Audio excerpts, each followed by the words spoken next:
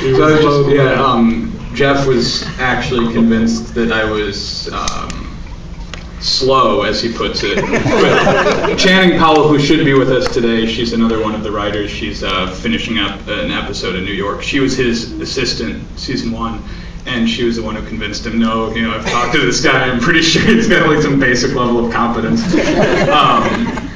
So, I mean, I was a PA, and my first day involved figuring out what kind of food Jeff and his dogs needed. But, my first day as a writer was, it was certainly a huge point of pride, but I'd been with these folks for several years at that point, so I knew what to expect. My first day was a little different because I started in season 2, and so I came in to a room where everyone who was there had known each other and worked with each other and really been in the trenches for any first season of a show. Is that it's often grueling, and you've got each other's backs and you're in it together. So luckily I knew Joe and Jim very well from the Warner Brothers workshop, and Matt was new with me too. So it was fun, but it was coming into sort of the great unknown, and it's a very unconventional room in terms of other rooms that I've been exposed to.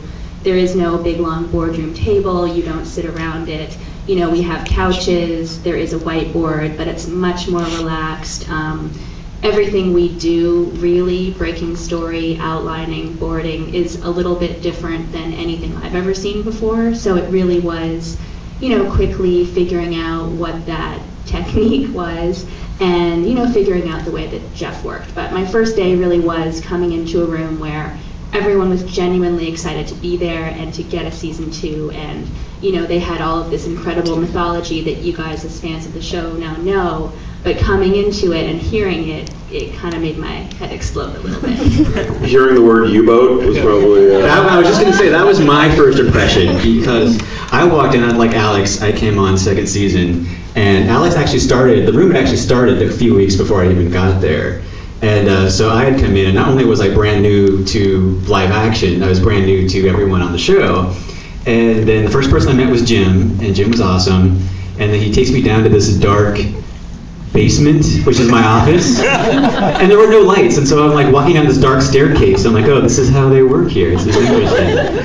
But then, Jim assured me, like, everyone here is awesome, but I still kind of felt like I was the new person. But Jim was like, don't worry, because, Alex, she's new this year, and, she's great. And then so that first day, they sent Alex out on script. And I was like, no, you're the other newbie, you can't go.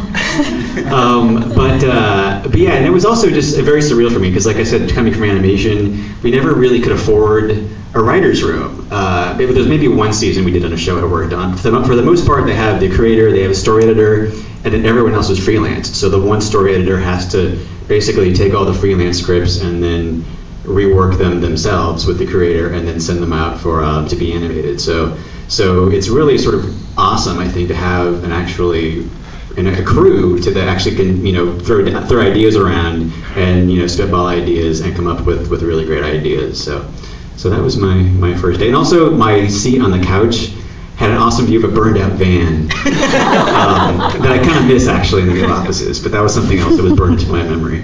We are ghetto fabulous, I think. My first day in the room, Joe and I, we started together, we teamed up for season 1. Like Joe said, that was the incentive for the studio to hire us. They got 2 writers for the price of 1, essentially.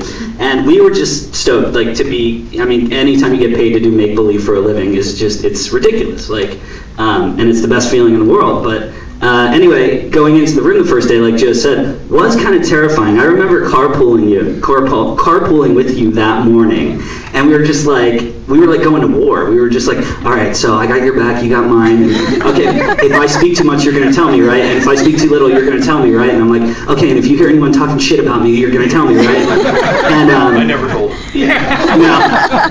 And but it was also aside from that tension and terror, there was also this giddiness and excitement, which was, we had both seen the pilot and we had loved the pilot, and when we found out we were getting the job, we'd met a few times beforehand, and we were like, oh, maybe we could do a story about this and that and this and that, and we were just talking about ideas that we were excited to share, and then also getting to meet the other writers in the room. I mean, since we were the lowest level writers, everyone was above us, everyone was experienced and been on shows. Some shows I had seen and loved, so that was kind of cool. It's like, I'm going to go and sit in a room all day and talk story with these guys some guys I've admired for the last couple of years. So there was that prospect that was exciting, and it still is too, because every day I get to work with like 7 amazingly talented people, and I never stop learning from any single one of them. That's the best part about being in a writer's room. It just makes you a better writer. I want to hug you right now.